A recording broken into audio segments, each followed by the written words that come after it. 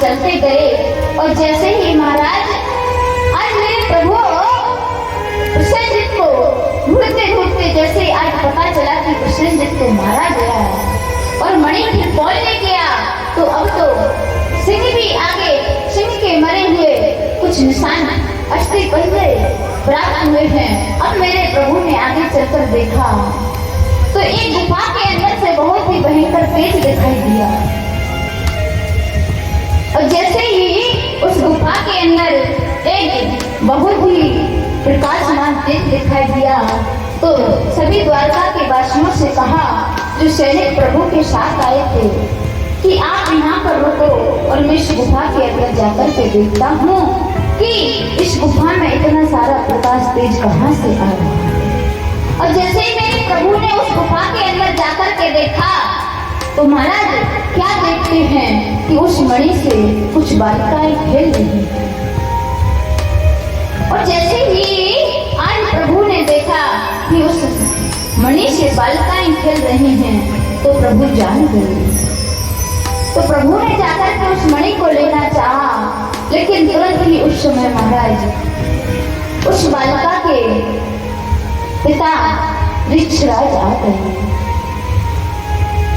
और जैसे ही महाराज वृक्षराज आए हैं तो उन्होंने कहा कि पहले सर्वप्रथम मुझसे युद्ध करना पड़ेगा, उसके बाद में आपको ये मणि प्राप्त होगी, वरना मेरी बालिका को इस मणि को खेलने के लिए दीजिए। जैसे ही इतना कहा तो आज मेरे प्रभु ने महाराज भयंकर युद्ध किया है। जैसे ही आज मेरे प्रभु युद्ध करने लगे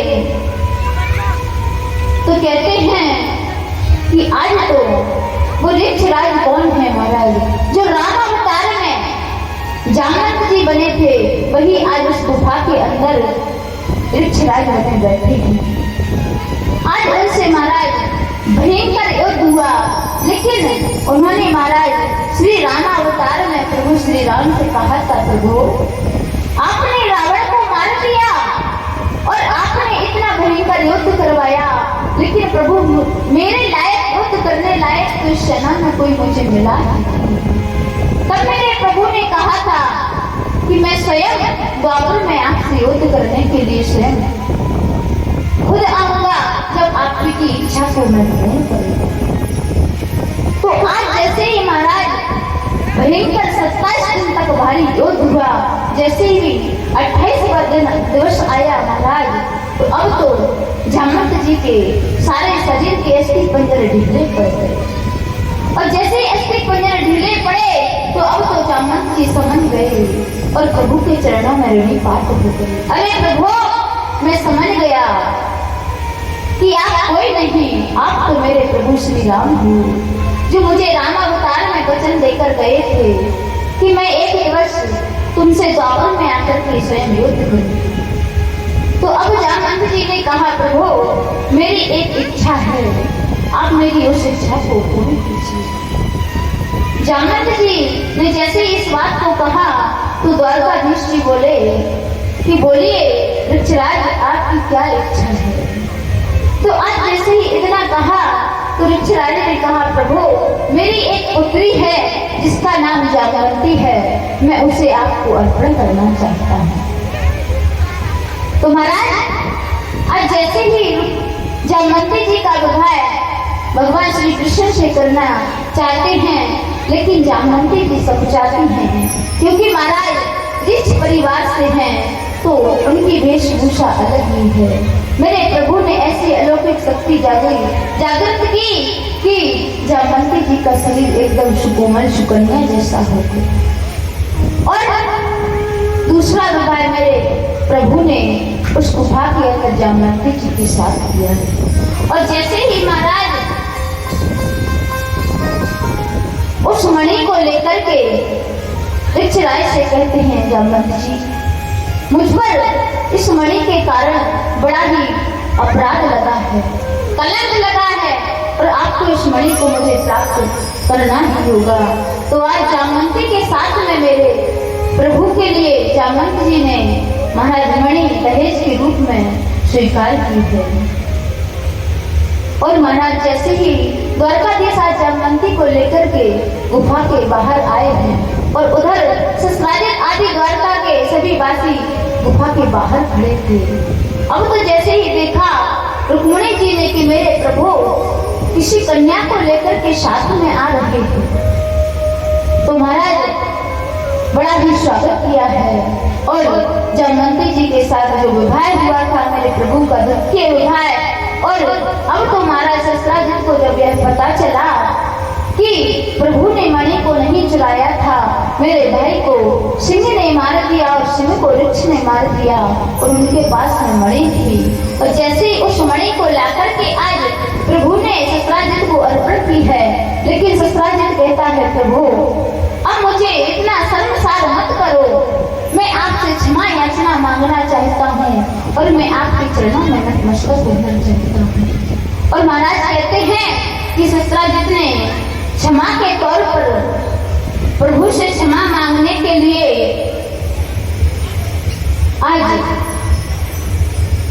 अपनी पुत्री सत्यभामा को मेरे प्रभु को अर्पण की। जैसे ही महाराज सत्यभामा को अर्पण की है, तो अब तो मेरे प्रभु का तृतीय विवाह शस्त्राजित की पुत्री सत्यभामा के साथ हुआ। तो महाराज प्रथम विवाह किसके साथ हुआ प्रभु का? परीक्षित महाराज तो हमारी कथा को श्रवण करते ही नहीं। तो महाराज आज मेरे प्रभु का कुछ समय पहले प्रथम विवाह विदर्भ देश के राजा भीष्मक की पुत्री रुक्मिणी के साथ हुआ और द्वितीय विवाह जामवंत जी की पुत्री जामवंती के साथ हुआ और तृतीय विवाह प्रभु का शस्त्राजित की पुत्री सत्यभामा के साथ हुआ है।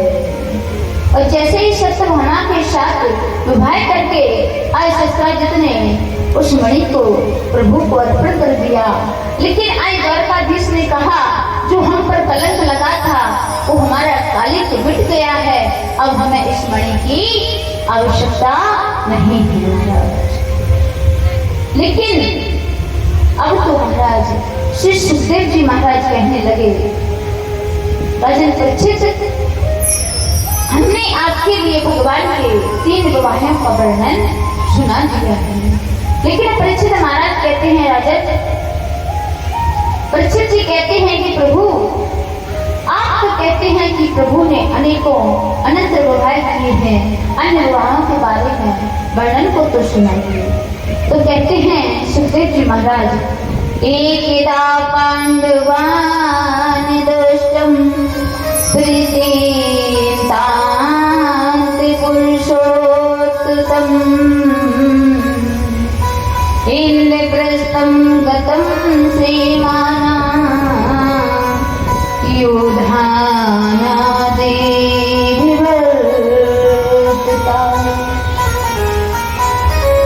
हे राजन परीक्षित, एक दिन जब लाक्षागृह कांड के बाद में योधान आदि राजाओं के साथ में पांडवों को द्रौपदी के घर भी देखा गया, तो भगवान उनसे मिलने इंद्रप्रस्थ गए। जैसे ही भगवान उनसे इंद्रप्रस्थ मिलने के लिए गए, तो पांडवों ने भगवान श्री कृष्ण का बड़ा ही स्वागत किया है। और जैसे ही भगवान का स्वागत किया और सारे बड़े प्रसन्न हो रहे हैं। और आज प्रसन्नता के मारे मेरे प्रभु को लेकर के आज गोविंद को लेकर के अर्जुन भ्रमण करने के लिए चले गए। लेकिन भ्रमण करते करते महाराज आज अर्जुन और भगवान श्री कृष्ण जैसे ही भ्रमण करने के लिए गए, तो कहते हैं कि अर्जुन एक सुंदर स्त्री भ्रमण कर रही थी। सुंदरी आज भगवान श्री कृष्ण अर्जुन से कहते हैं अर्जुन तुम जाकर के पूछो कि ये सुंदरी कौन है और यहाँ पर क्यों घूम रही है। तो अर्जुन ने जैसे ही जाकर के कहा का त्वां पश्यसि शुश्रोणि कुतोऽस्ति किं चिकीर्षसि।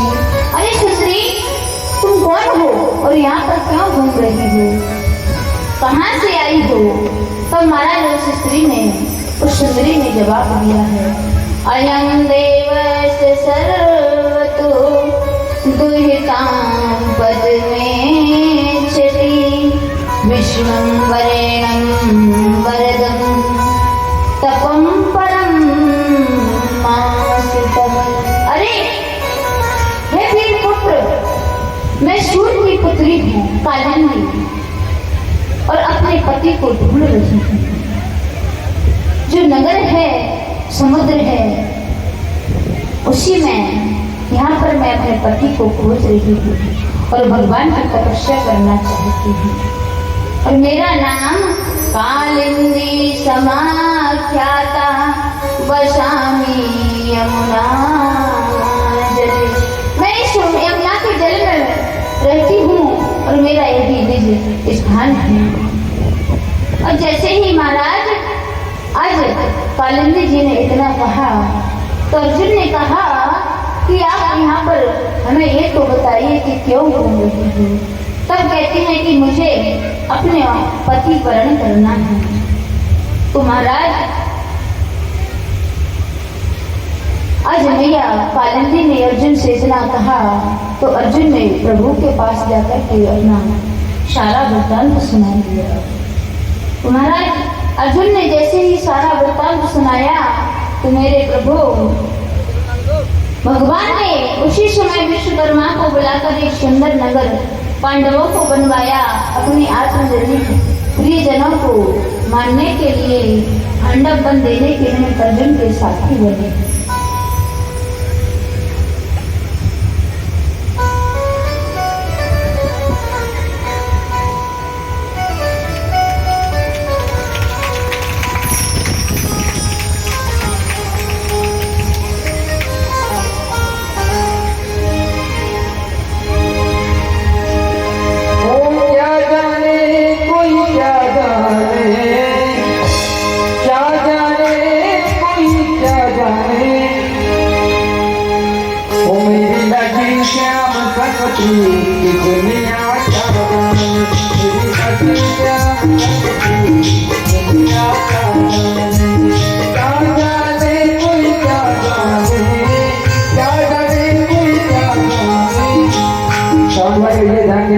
आप अपना काम संभालिएगा।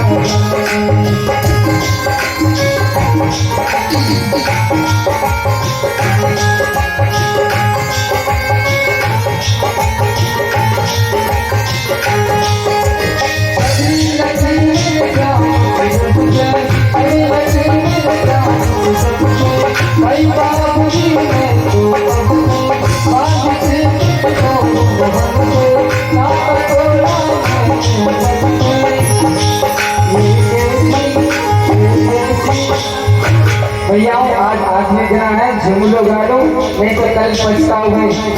अच्छा हमने सुना है जो कहते हैं भगवान कृष्ण ने 108 विवाह किए थे। भैया हम 2-4 करने तो कौन सी परेशानी है, लेकिन कोई ये पता नहीं है ये कैसे तो परेशान है 2-4 से क्या होगा तो है ना। तो उठाइए दोनों हाथ और कहना क्या, वो मेरी लाठी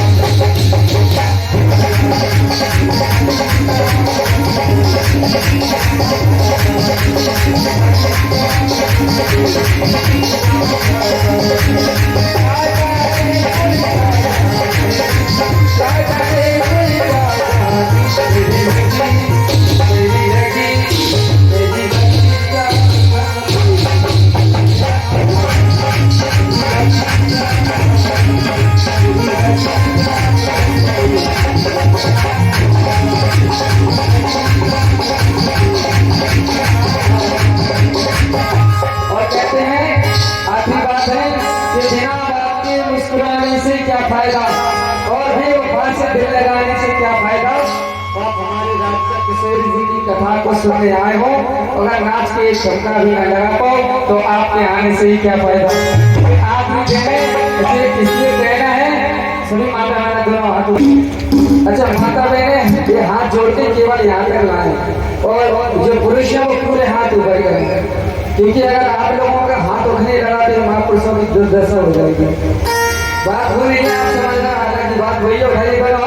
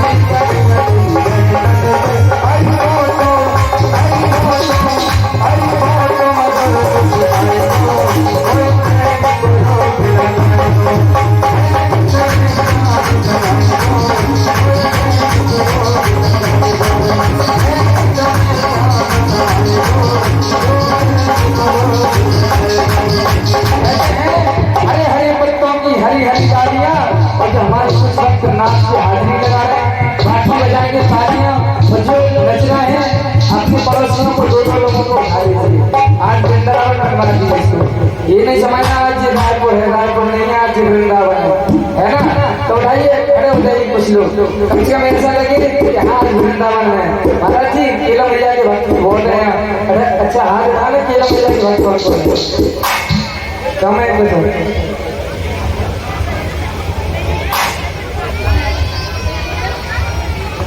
अच्छा चलो केला मैया के भगवान में एक हाजिरी लगा देते हैं। केला मैया के भक्त तो उठाइए हाथ दोनों, कौन कौन।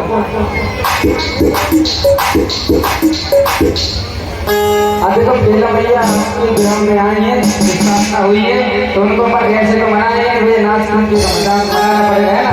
तो उठाओ दोनों हाथ और खड़े हो जाइए, कहना है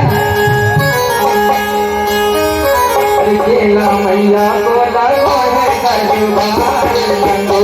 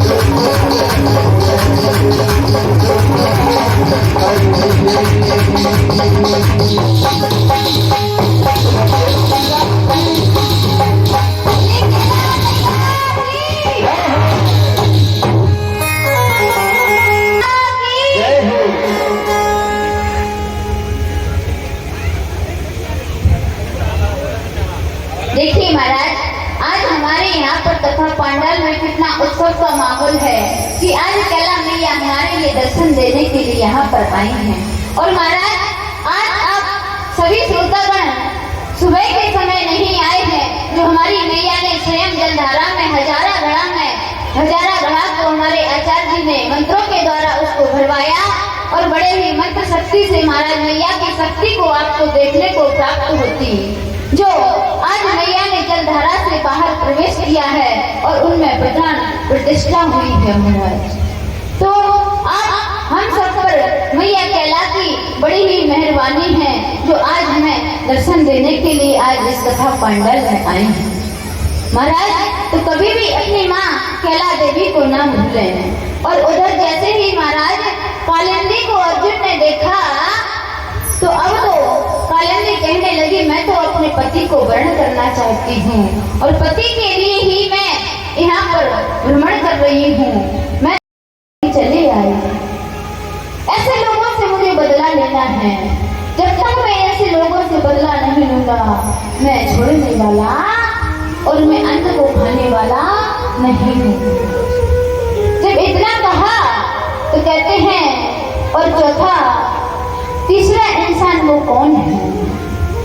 तो महाराज आज अर्जुन से ब्राह्मण देवता कहते हैं कि अर्जुन तीसरा इंसान वो प्रहलाद है, जिसने हर समय उसके पिता ने उसे ताड़ना दी है, लेकिन मेरे प्रभु को पुकारता रहता है। मेरे प्रभु को अनेकों अवतार धारण करके उसे मारने, पिता को मारने के लिए जाना पड़ा है। ये भक्त नहीं, ये तो भगवान को परेशान करने वाले हैं। महाराज अभी तक तो कोई बात नहीं, जैसे अर्जुन ने 3 लोगों की बात को तो सुन लिया, लेकिन अब ब्राह्मण से कहा, अरे ब्राह्मण देवता आप हमें ये बताइए कि वो चतुर्थ इंसान कौन है, जिसे मार करके आप भोजन को ग्रहण करेंगे और अपने प्रण को पूर्ण करेंगे। इतना कहा तो अब तो महाराज ब्राह्मण देवता एकदम गुस्सा में लाल पीले होकर के बोले, अरे तुमको क्या मतलब है हमसे, हम किसी को भी मारे। अर्जुन ने थोड़े शांत स्वभाव से कहा, ब्राह्मण देवता आप एक बार हमारे लिए बताइए तो सही कि वो चतुर्थ इंसान है कौन सा। तो ब्राह्मण देवता ने गुस्से में आकर कहा, वो चतुर्थ इंसान अर्जुन है। मैं उस अर्जुन को मारे बिना भोजन को ग्रहण नहीं कर सकता, क्योंकि उस अर्जुन ने मेरे प्रभु को कभी भी ना तो प्रभु समझा है और ना उनकी भक्ति को किया है। क्योंकि अगर उसे आवश्यकता पड़ती है तो कभी भी उनके लिए रथवान बना करके खुद रथ पर सवार होकर युद्ध करता है और उनके लिए साथी बना लेता है। और आवश्यकता पड़े तो गुरु बनाकर के गीता का ज्ञान सुनने लग जाता है और आवश्यकता पड़ने पर उन्हीं की बहन से विवाह करके उनसे साले का संबंध बना लेता है। और महाराज कहते हैं कि सखा बन जाता है। उस अर्जुन को तो मैं छोड़ने वाला बिल्कुल भी नहीं हूँ। जब इतना कहा महाराज, तो जो अर्जुन के अंदर जो भक्ति का घमंड था वो तो आज सारा चूर चूर हो गया कि मैं तो भगवान का भक्ति का वैसे ही घमंड कर रहा था कि मुझसे ज्यादा भगवान की भक्ति को कोई नहीं कर सकता। जैसे ही आज ब्राह्मण देवता की इन बातों को सुना कि मैं भोजन जब ही करूंगा तब इन 4 इंसानों से बदला ले लूंगा, जब तक मैं भोजन को ग्रहण नहीं करूंगा। इस प्रकार से आज अर्जुन से इतनी वार्ता करने के बाद अर्जुन के घमंड को दूर हो गया। अब तो जो अर्जुन भगवान द्वारकाधीश के साथ में आए थे, प्रभु के चरणों में नतमस्तक होंगे। प्रभु आज तक मैं तो मोह माया में और मैंने पता नहीं आपकी भक्ति को ना तो जाना है, केवल मैं तो यही सोचता रहता था कि आप तो साधारण हैं, मेरे मित्र बन जाएं और कभी मेरे साथी बना लिया और अपने रथ के घोड़ों की लगाम को आपके हाथों में थाम दिया। प्रभु मैंने तो आपकी महत्व को जाना ही नहीं है, लेकिन आज जो ब्राह्मण देवता ने मुझे समझाया, आज मैं आपके महत्व को जान पाया हूँ। आज द्वारकाधीश ने कहा कि अब तो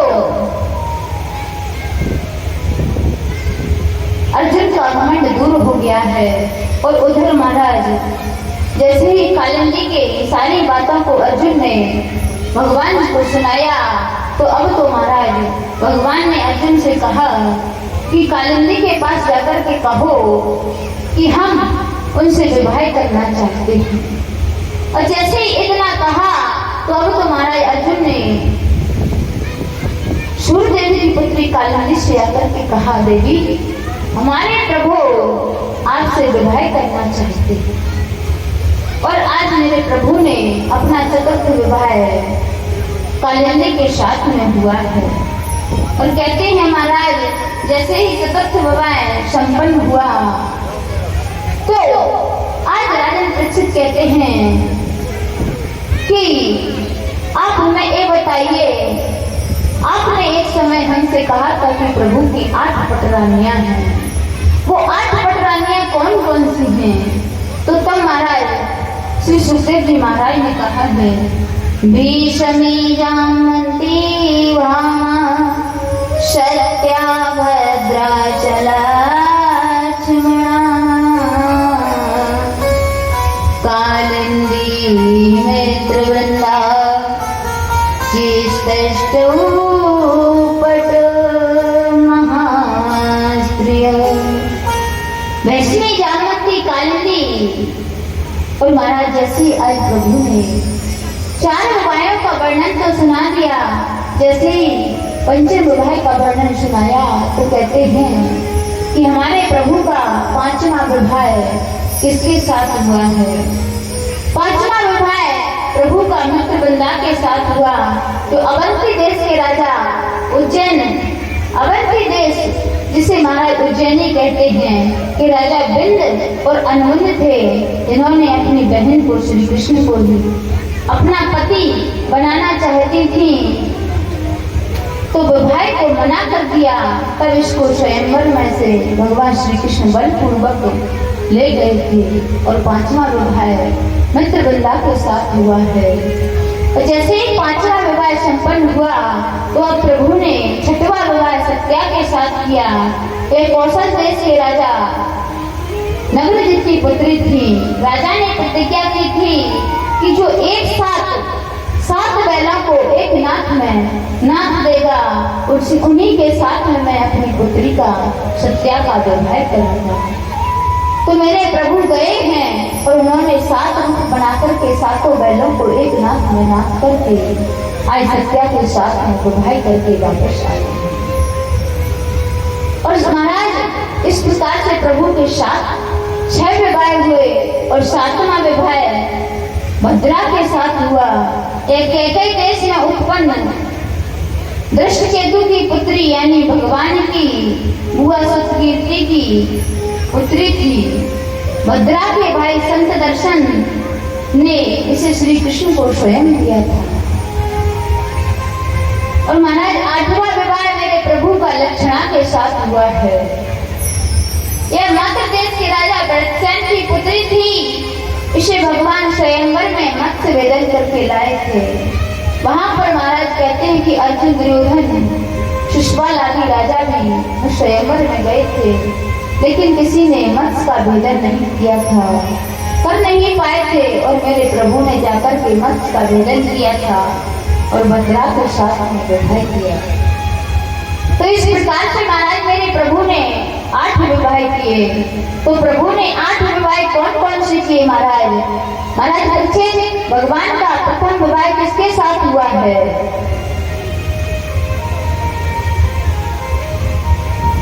विदर्भ देश के राजा भीष्म की पुत्री रुक्मिणी के साथ हुआ है। द्वितीय विवाह महाराज जामवंत की पुत्री जामवंती के साथ हुआ है। और तृतीय विवाह शस्त्राजित की पुत्री सत्यभामा से हुआ है। और चतुर्थ विवाह सूर्यदेव की पुत्री कालिंदी से हुआ है। और चतुर्थ विवाह नित्यवृंदा अवंती देश के राजा की पुत्री थी। नित्य अनृत्य इनके भाई थे।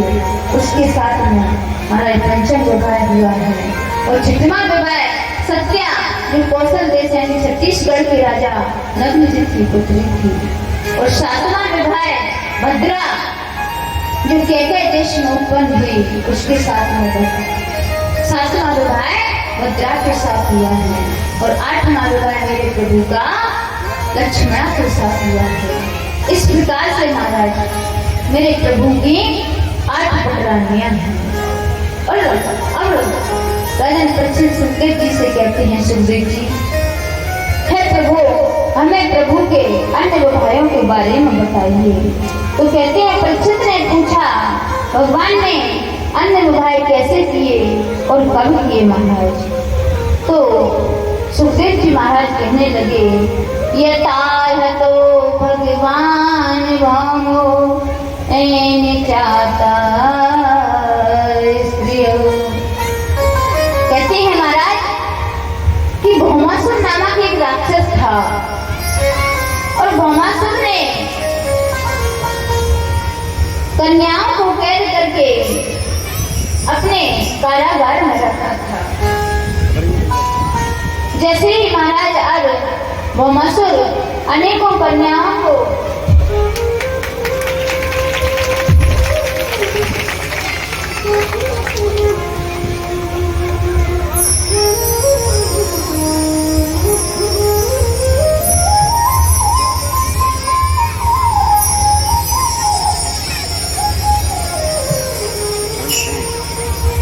लेकिन महाराज राजन परीक्षित पूछते हैं कि प्रभु भौमासुर और प्रभु को इतने सारे विवाह करने पड़े।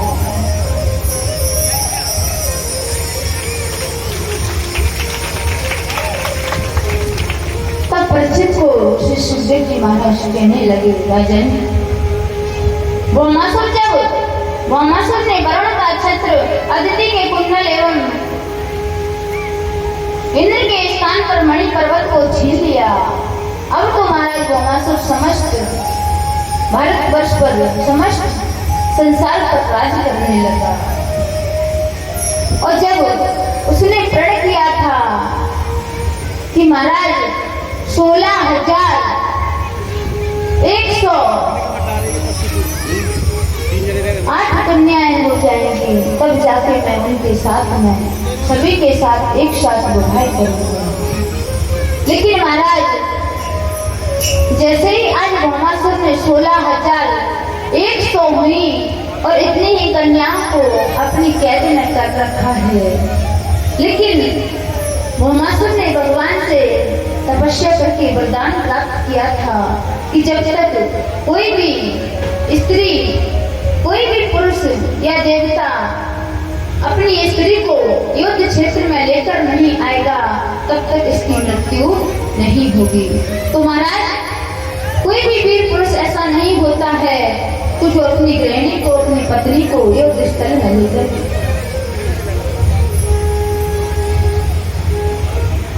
महाराज आदेश आया है कि थोड़ा विश्राम दिया जाए। तुम्हारा विश्राम का मतलब समझ जाओ अब क्या होने वाला है। हमारे विश्राम की सुन करके तो हमारे श्रोतागणों के चेहरे पर ऐसे स्माइल आ जाती है, ऐसे मुस्कान छा जाती है जैसे पता नहीं बहुत बड़ी बात बोल दी हो। महाराज आज का विश्राम है, आज की चकाचक और करते जाओ आप तो।